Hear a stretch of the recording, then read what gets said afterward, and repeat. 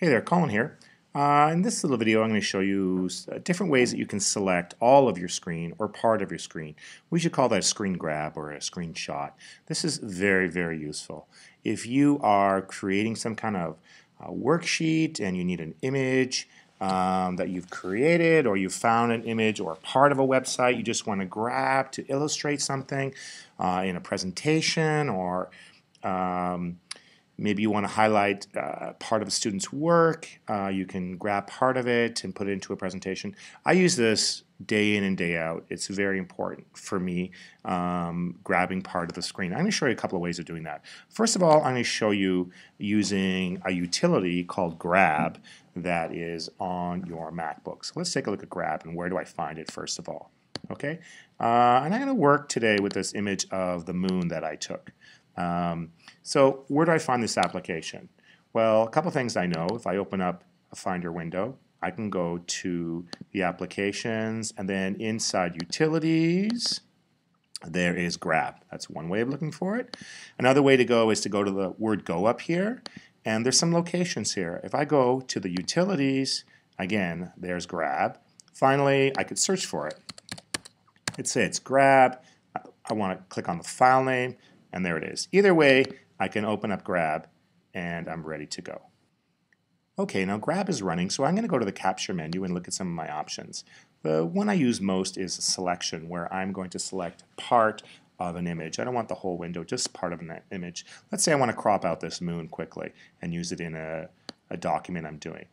Okay, so there I make my selection. I pop up, and there's my window right here with the selection that I just had. Now, if I'm within Grab, I can save it.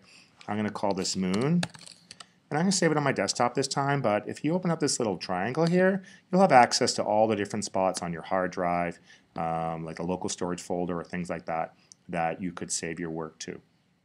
I'm going to stick to desktop, though. I can close that up, and there's the moon picture. I can also select a part of a screen. For example, if I go to Window, Capture a window, then what I do is I choose the window and I click on it. So choose a window. I've got two windows here. If I click here, I'll capture this one. I'm going to capture that whole moon one by clicking over here.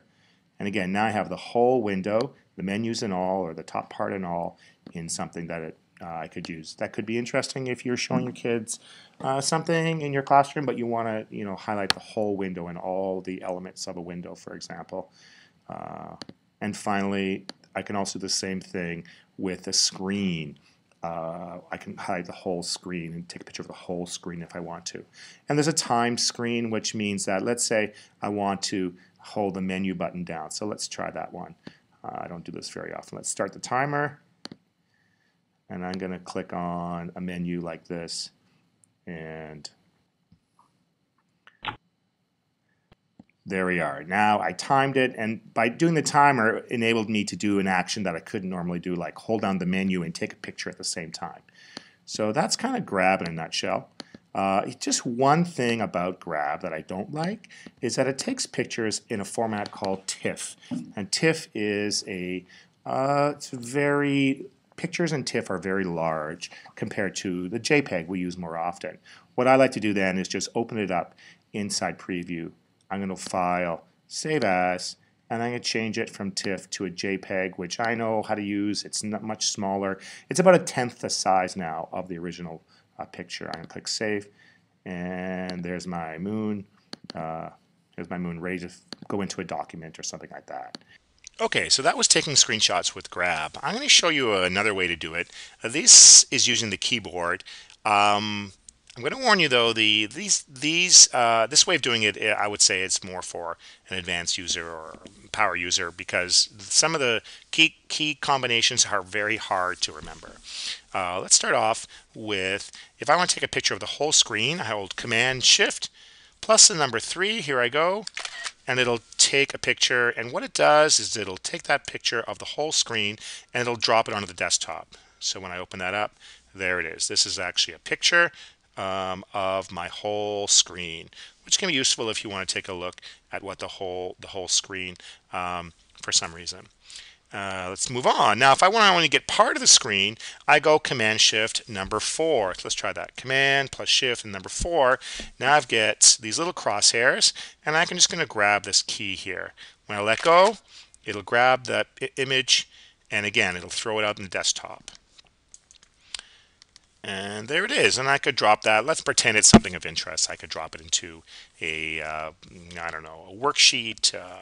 I could have kids work with it for some reason. It could be a collection of images they need to talk about. It could be something that's going to go into a newsletter or something like that. My final is the one I use the most, but you really have to be a contortionist to do it.